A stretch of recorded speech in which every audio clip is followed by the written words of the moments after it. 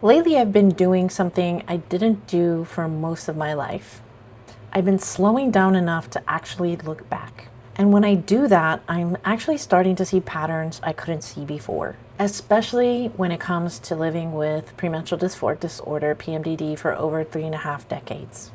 I recently came across some research that talks about how PMDD impacts a woman's quality of life. And it didn't just make sense to me, it felt like it was describing my life.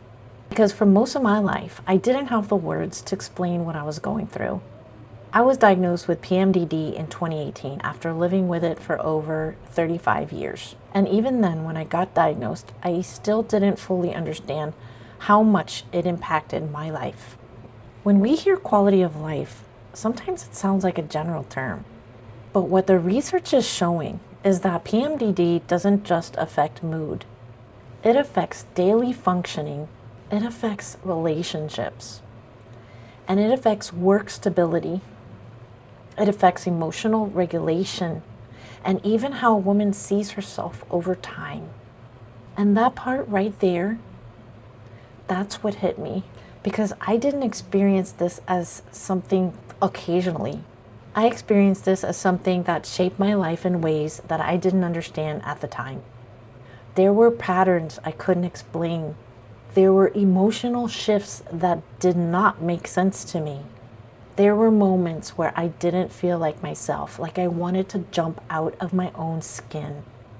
There were plenty of times where I just didn't want to exist anymore. And I thought it was just me. I thought I wasn't strong enough. I wasn't consistent enough. I wasn't disciplined enough. I wasn't working hard enough. So I did what a lot of us do. I overcompensate. I pushed myself more. On those good days, I just pushed harder. I tried to control everything around me so I could feel some type of stability. But no matter how much effort I put into it, those patterns were still there. And when I look back now, I can see how much it impacted my quality of life. Not just in the big moments, but in the everyday moments too. In my relationships, the misunderstandings, the emotional distance, the times I pulled away or reacted in ways I fully didn't understand at the time. In my work life, the times I couldn't show up consistently and then overwork to make up for it, trying to prove to myself and others that I was capable. And that cycle takes a toll, not just physically, but emotionally too. And one thing the research talks about is how PMDD can lead to significant impairment in functioning, meaning it doesn't just feel hard, it actually interferes with daily life. And hearing that now, it brings a different kind of understanding. Because for years, I didn't know why things felt so much harder than they seemed for other people. There was no explanation, no framework, just confusion. And now at 57, post-PMDD and post-menopause, I finally have the space to slow down and process all of it. I'm not in survival mode anymore. And when you step out of survival mode, that's when the clarity starts to come in. That's when you can look back and start connecting the dots. That's when you realize it just wasn't you. There was something very real happening. And now there's actual research validating that experience, showing that PMDD isn't just emotional, it's functional. It affects the quality of life across multiple areas over time.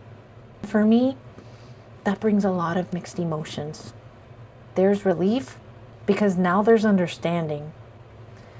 But there's also reflection because I can see how much I carried and without knowing why. I don't want to forget that.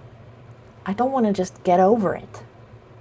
I don't want to just move on and pretend it didn't happen.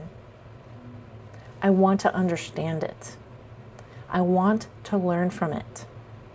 And I want to share it. Because if someone can hear this earlier in their life, maybe they don't have to spend decades feeling confused like I did. Maybe they can get support sooner. Maybe they can be a little gentler with themselves. If you're going through this right now, or if you're just starting to question what you've been experiencing, you're not alone.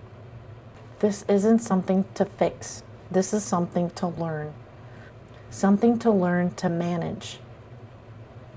Be aware and share. And if you thought this video was helpful, please like it and consider subscribing to my channel so I can continue to bring awareness to this disorder that still so many people don't know about. And you have a good evening.